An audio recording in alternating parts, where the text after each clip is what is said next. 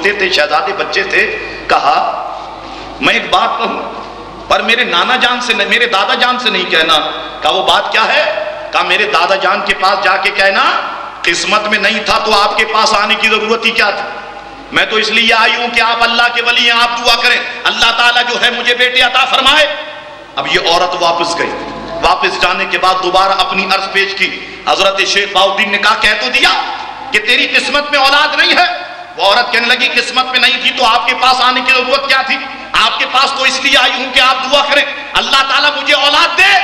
حضرت شیخ بہاؤالدین مسکرائے، فرمایا عورت دیکھو تو صحیح ابھی کتنا چھوٹا ہے اور بڑی بڑی باتیں کرتا ہے۔ فرمایا جا میں نے تجھے ایک بیٹا دیا، جا میں نے تجھے 2 بیٹے دیے، جا میں نے تجھے 3 بیٹے دیے، آخری میں آپ کی زبان سے نکلا جا میں نے تجھے 7 بیٹے عطا کیے۔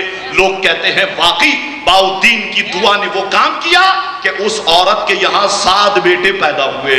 برادران اسلام، تو اللہ تبارک و تعالیٰ کے محبوبوں کو یہ پتہ لگ جاتا ہے کل کیا ہونے والا ہے یا ماں کے پیٹ میں کیا ہے۔ چلیے یہ تو بڑے بزرگوں کی باتیں تھیں جنہیں ہم نے نہیں دیکھا۔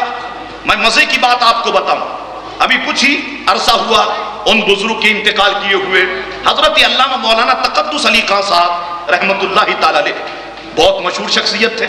ان کی زندگی کا ایک واقعہ میں آپ کو بتاتا ہوں۔ ایک ڈاکٹر صاحب ان کے پاس گئے، ان کا امتحان ہونے والا تھا کسی چیز کا۔ انہوں نے کہا حضرت کل میرا پیپر ہے، آپ دعا کریں کہ پیپر میں کامیابی ہو جائے، کچھ پڑھنے کے لیے دیں۔ تو تقدس علی خان صاحب علیہ رحمہ کی زبان سے نکلا ایسا کرو کہ تم دعائے قنوت یاد کر لو، دعائے قنوت تم یاد کر لو۔ اب یہ بڑے پریشان، امتحان ہے، یہاں پر ایگزام ہے، یہاں پر پیپر ہے ڈاکٹری کا، تو دعائے قنوت کا اس سے کیا تعلق؟ اور یہ کہتے ہیں کہ دعائے قنوت یاد کر لو، بڑے پریشان۔ آپ دیکھیے دعائے قنوت بندہ نماز میں تو آرام سے پڑھ سکتا ہے، لیکن اگر کسی کو سامنے کہے کوئی دعائے قنوت سناؤ، اب الفاظ لڑکھڑانے لگ جائیں گے، غلطی ہونے لگ جائے گی۔ برادران اسلام، اب ڈاکٹر صاحب واپس آئے بڑے پریشان۔ میں نے کہا کہ آپ دعا کریں، یہ کہتے ہیں دعائے قنوت یاد کر لو، ڈاکٹری کا امتحان ہے یا درس نظامی کا امتحان ہے، بڑے حیران۔ خیر جناب انہوں نے دعائے قنوت یاد کر لی، صبح پیپر تھا، پہنچے جناب ایگزامینیشن ہال میں، افراد اس میں بیٹھے ہوئے تھے امتحان لینے والے۔ انہوں نے کہا ڈاکٹر صاحب آئیے جناب آپ کا امتحان ہے۔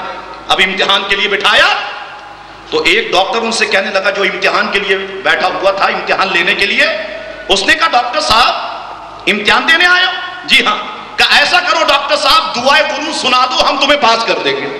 اب یہ بڑے پریشان، اب راز کھلا کہ واقعی یہ اللہ تبارک و تعالیٰ کے ولی جانتے ہیں کل کیا ہونے والا ہے۔ چنانچہ انہوں نے فر دعائے قنوت سنا دی، انہیں امتحان میں پاس کر دیا گیا۔ تو برادران اسلام یاد رکھنا اللہ تبارک و تعالیٰ کے نبیوں اور اللہ تبارک و تعالیٰ کے محبوب بندوں کو بھی معلوم ہوتا ہے کل کیا ہونے والا ہے اور ماں کے پیٹ میں کیا ہے، مگر اللہ کا علم ذاتی ہے، اللہ کا علم حقیقی ہے اور ان بندوں کا علم مجازی ہے، ان بندوں کا علم جو ہے وہ عطائی ہے۔ اب آئیے امام عالی مقام امام حسین رضی اللہ تعالیٰ عنہ اس دنیا میں تشریف لاتے ہیں۔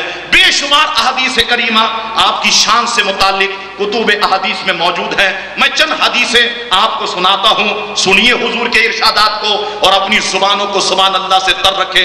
حضور کریم علیہ السلام نے ایک جگہ فرمایا حسین منی وانا من الحسین، یہ آپ نے سارے لوگوں سے حدیث سنی ہوگی، حسین منی وانا من الحسین، حسین مجھ سے ہیں اور میں حسین سے ہوں۔ کیا مطلب؟ سرکار فرمانا یہ چاہتے ہیں حسین کا ذکر میرا ذکر، حسین سے دوستی مجھ سے دوستی، حسین سے دشمنی مجھ سے دشمنی۔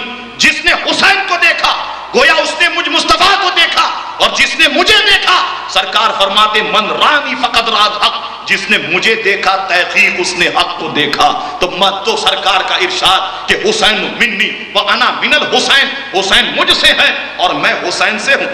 حضرت جابر فرماتے، جابر بن عبداللہ رضی اللہ تعالیٰ عنہ، حضور نے فرمایا کہ جسے پسند ہو وہ کسی جنتی جوان کو دیکھے تو وہ میرے بیٹے حسین کو دیکھے، جسے پسند ہو کسی جنتی جوان کو دیکھے وہ میرے بیٹے حسین کو دیکھے۔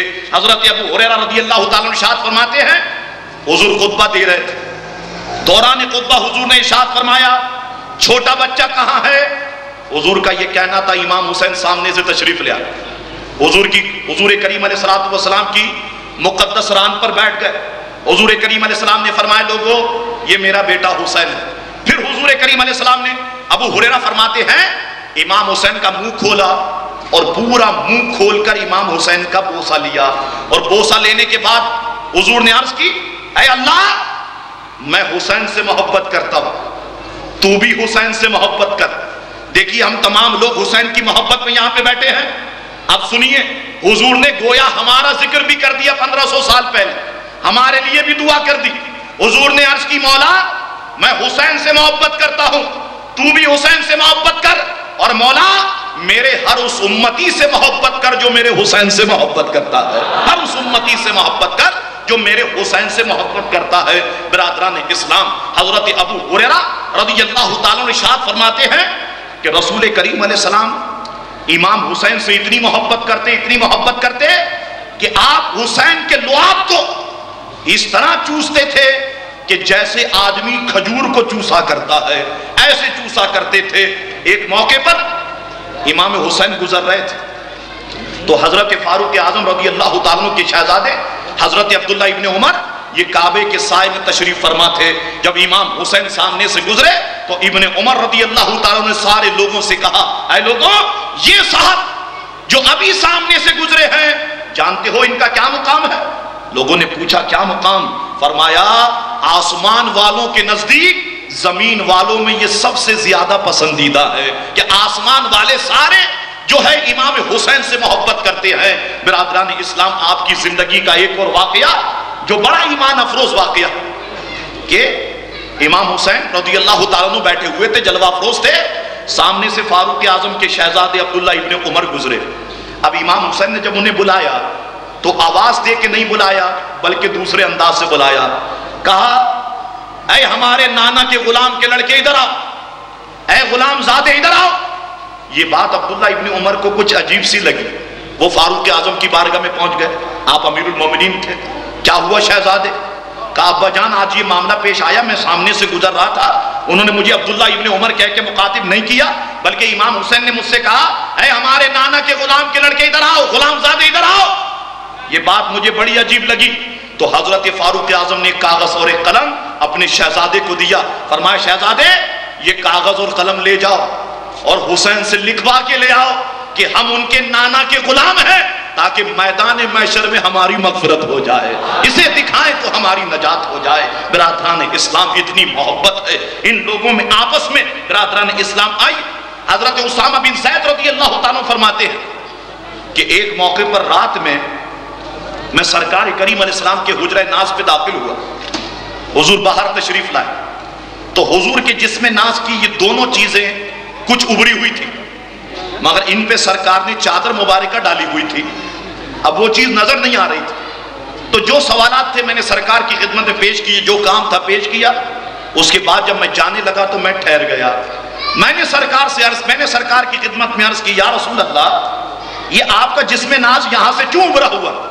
فرماتے ہیں سرکار نے جب چادر ہٹائی تو میں نے کیا دیکھا، ایک طرف امام حسن موجود تھے، دوسری طرف حسین موجود تھے.